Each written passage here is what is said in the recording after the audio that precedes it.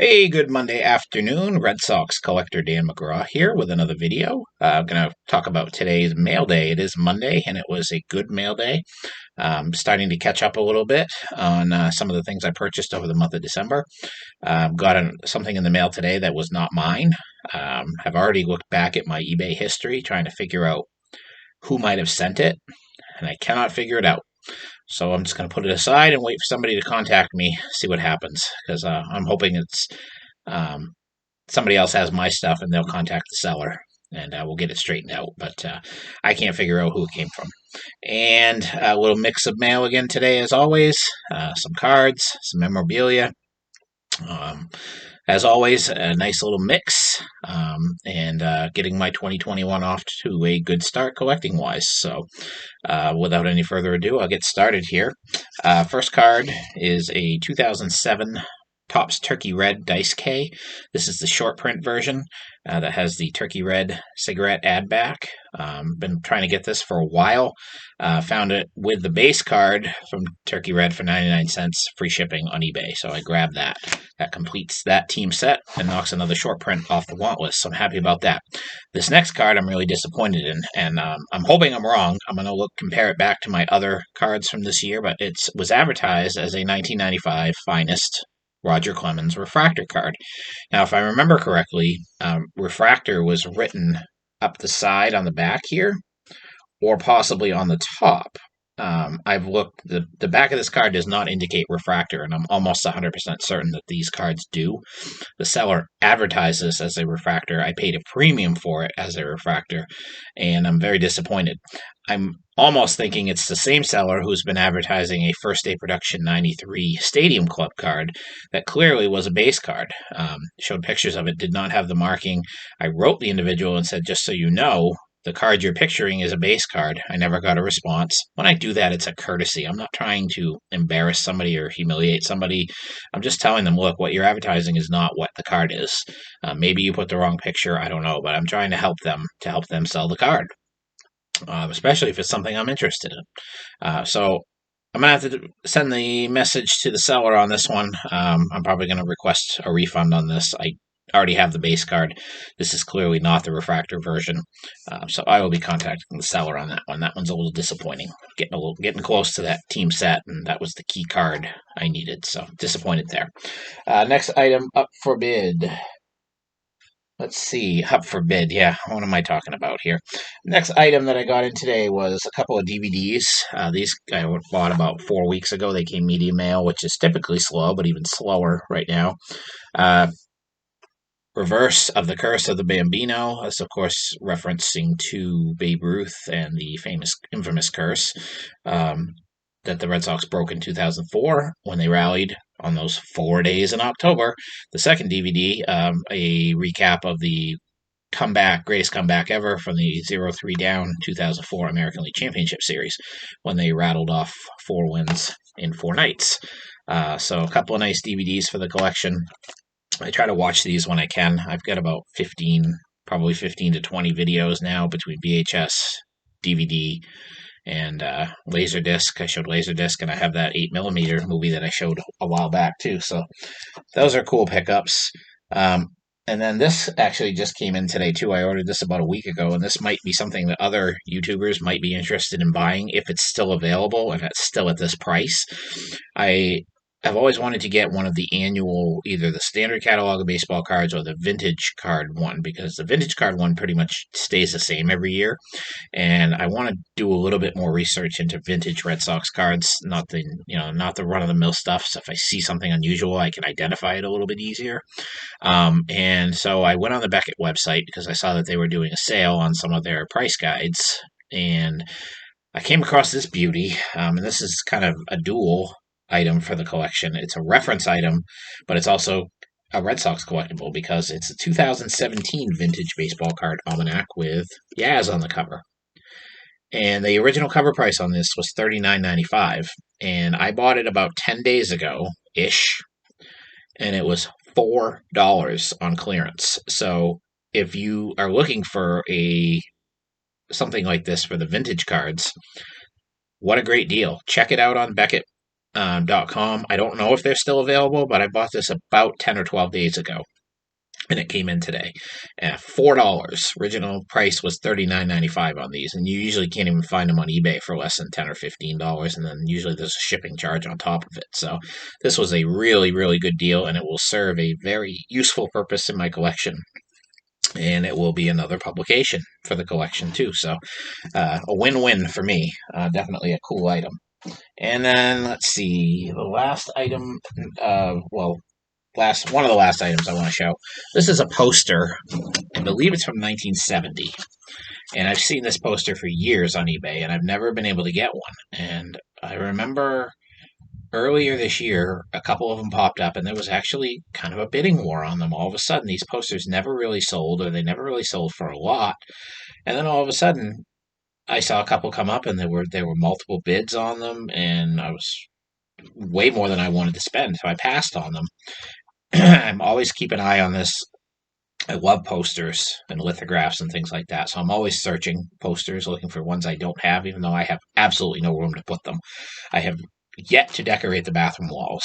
I keep telling myself I'm not going to do that, but if this keeps up, I'm going to have to do something in there.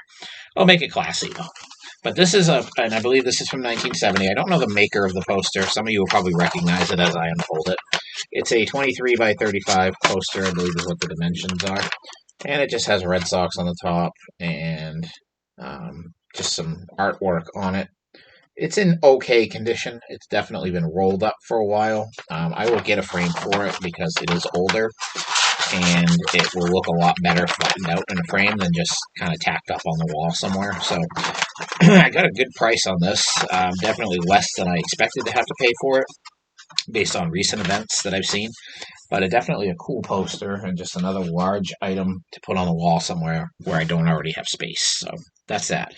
The last thing I want to show today is an order that I got from a company that I pretty much had given up on in 2020, and that was COMC.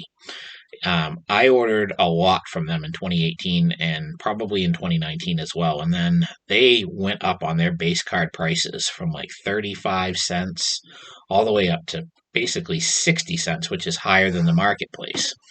Now, I've always been a big proponent of sport lots, where cards start at 18 cents. Well, the shipping, and again, the way sport lots is set up, you can't search for a team. So it makes it, for somebody like myself, it's very difficult to shop on sport lots because there's just, you can shop by a seller, but then you have to go to each individual set, and it's really just not user-friendly at all. I actually contacted Sport Lots and asked them if they had ever considered trying to get the system kind of set up better for people like myself who collect a team and not necessarily a player or a set collector. And they said apparently they used to do that, but they found that it actually was harder. They had a lot of complaints about it, which I find hard to believe. But anyway, at least they, gave me a response.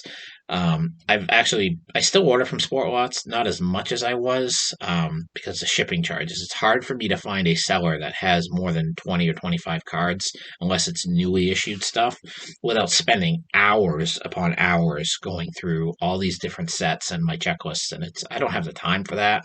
So I typically use Sport Lots now for newer issues, newer releases, things that come out, and then I try to look back. If I find a seller that has 15 or 20 cards, I try to go back years and see if I can just pinpoint things that I know I don't have. That's basically what I've relegated. But COMC, I was buying from COMC a lot. I think in 2018 I bought a lot from COMC. It seemed like every couple of weeks I had a box coming in from COMC.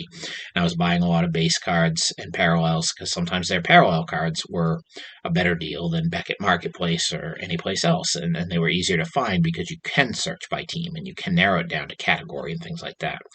Well, I decided, and I said this in a previous video that I did, that I've always found that COMC has always had the best prices on relics and autograph cards. They have a lot of autographs and relics that are, $3 and under. Of relic-wise, a lot of big names. Autographs, not so much, but you can find some cheaper autographs. It all depends on the seller. So I decided to do a search, and I said, I'm going to just buy a bunch of autograph cards. I said, I want to increase my autograph card collection. I want to buy a little bit of a bulk lot. For, bulk, I'm talking, I got about 20 20 to 22 cards here, I think. Nothing spectacular by no means, but definitely some binder fillers. And, you know me, I'm trying to always get as many different cards as I can and players. And I think I added a couple new players with this. Definitely a couple of new players that I'll probably never get another autograph of. But I'm going to go through them here. Just some nice looking stuff, some serial numbered stuff that was cheap. And I don't think I paid more than, well, I did pay. I got a Hall of Famer and a Red Sox Hall of Famer here that I probably paid between $5 and $7 a piece for, but still really good deals. And everything else was nothing more than $3. So I'm going to run through these real quick. Bear with me because the years on these, I might have to look these. This is a 2015 Panini Edwin Escobar. It's the blue version, numbered to 75. I think I've got the base version of this card. This is a 2015 Blake Swihart. This guy was like such a huge prospect. They should have traded him when they had the chance, but that's the thing with prospects. You just never know. He never did anything. But this is a nice looking card. I always like the looks of this one. Not serial numbered, but a nice looking card. This is a nice card of a pitcher who was decent, just not with the Red Sox. This is a 2003. Let's see, what is this? Playoff Pieces of the Game. It's Casey Fossum. It's a sticker autograph with a relic also. And this has got to be serial numbered, I would imagine, with a relic. Not seeing a serial number on it, which is very strange. No, it's not serial numbered, but a nice looking card. I have, I think, one other Casey Fossum autograph. Kind of guy that you kind of forgot about. I think he's had most of his success with Tampa, if I remember correctly. But a nice card. It's a thicker card. This is a 2009 Bowman Chrome rookies Raymond Fuentes.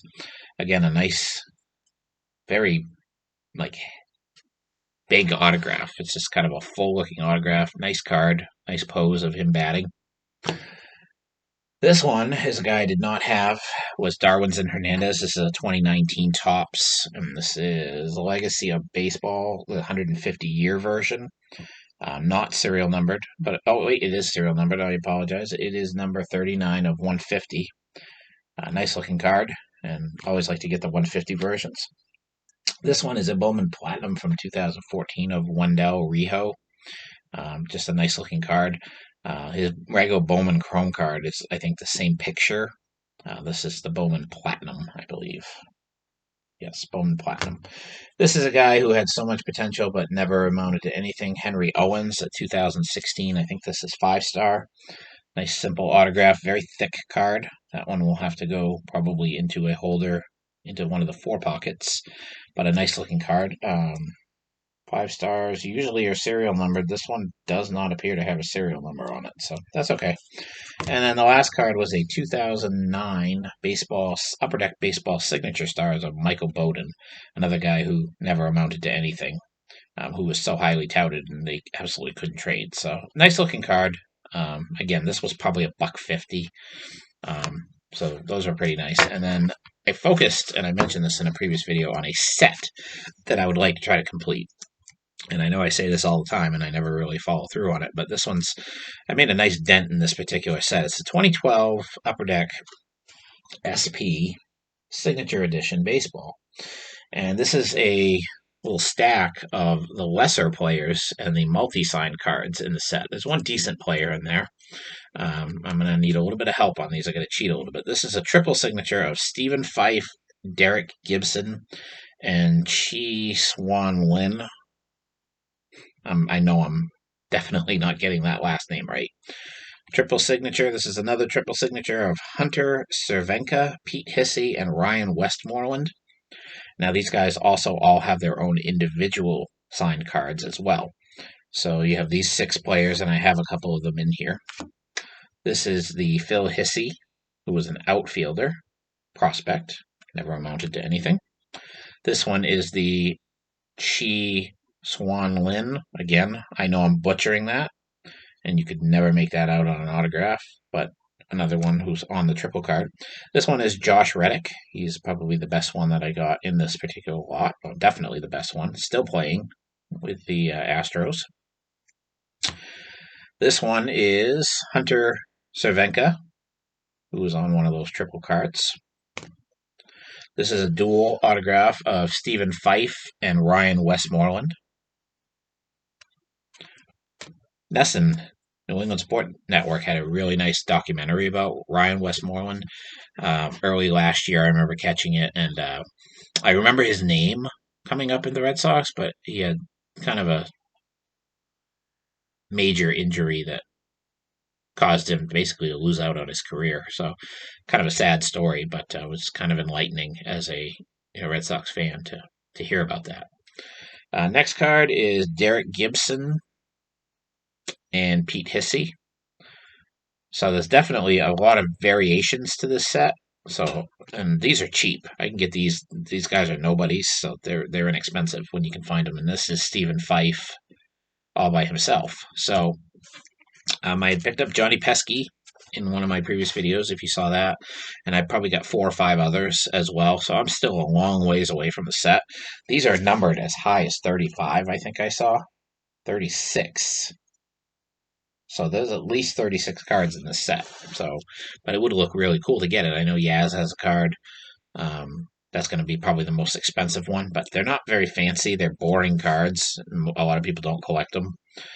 So I might be able to sneak one out, and I got to get a list and figure out some of the other guys I need and try to pick those up and then look for a Yaz along the way. So I got 3, 4, 5, 6, 7, 8, 9 cards from that set. So I got a quarter of the set sitting in my hand. I probably have 5 or 6 others, so I'm close to half the set. So I was happy about that. And the last 2 cards I'll show were the Stars and Hall of Famers. This one I have on my watch list on eBay, and I didn't even remember that I bought this card. So I'm glad I didn't pull the trigger on the eBay one. It's a Fred Lynn sticker autograph. I think this is 2004 playoff honors, and it's numbered to 100. Beautiful looking card. Love Fred Lynn autographs. It's a beautiful signature. One of my favorites. Who knows if he would have played his whole career with the Red Sox if he would have been a Hall of Famer. He wasn't the same player after he left Boston, but you never know. Might have been different had he stayed. And the last card, I've said it many times before, I'm not a huge fan of this guy, but he is a Hall of Famer, and, anytime I can get his autographs, I'll add him. It's a 2012 Leaf History. It's Best of Baseball, Jim Rice. I like the card. I like the green background on this. I like his younger poses. It's a clean signature. I have a lot of Jim Rice autographs. They're not that expensive. This one was $5 or $6. If you can look on these sites at the right time, you can find these kinds of cards cheap. So I'm very happy with that pickup. A nice addition to my autograph collection, and I probably will be going right back on there and putting together another order. And I may mix in some relic cards as well. Takes me a little longer. I have to look up a lot of the relics because I have a lot more relics than autographs. So sometimes I have to take a little more time when I do that. But it took about 2 weeks. 2.5 weeks to get this order, which was a lot quicker than I expected. So I'm happy about that. I got everything. Everything was correct. So I'm very, very pleased with that. So that's today's mail day. Sorry this went a little bit long, but I wanted to show everything off. And real quick, the card that I got in the mail today was a 1982 Donruss Cal Ripken rookie card. It was shipped in a plain white envelope in only a penny sleeve, and it was wrapped up in a piece of paper. So it was not shipped in the best way. And the card is, if you had this card graded, it might come back a 4 or a 5. It's not in really good condition. It's pretty badly off-centered. There's corner wear on the card.